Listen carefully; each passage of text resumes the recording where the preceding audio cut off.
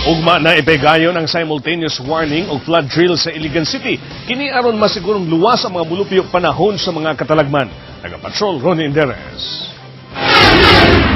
Central School ug ang Iligan City High School. Apil ana ang speed center. Amo nang gipanguha ang mga yawi sa kada rooms. Gitaw sa taga-DepEd ang kahimtang sa himuong evacuation center.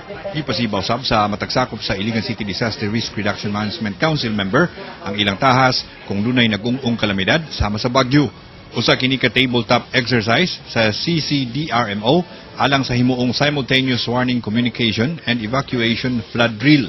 Gitambungan sa chairman sa Iligan City Disaster Risk Reduction Management Council, Mayor Celso Regencia, kung asa magagikan ang warning o pagpahibalo sa mga advisory o pahimangno.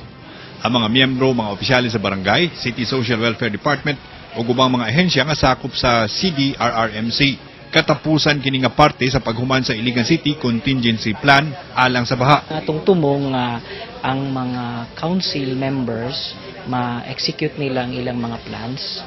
Unya sa ugma nga drill nato naamay ni sila'y steps nga pagbuhaton ug sundon labi na ning integrated na early warning system. Practice para ang mga katauhan sa barangay kebalo unsay ilang buhaton, unsay reaction nila in times of naanagidiha ang actual calamity. Ang flood drill ipahigayon ugma sa upat ka barangay sa Iligan nga flood prone o high risk sa pagbaha. Alayon ni ini giawhag ang katawhan nga dili mahadlok sa himuong kalihukan ugma sa mga barangay sa Hinaplanon, Tambakan, San Roque ug Mahayahay.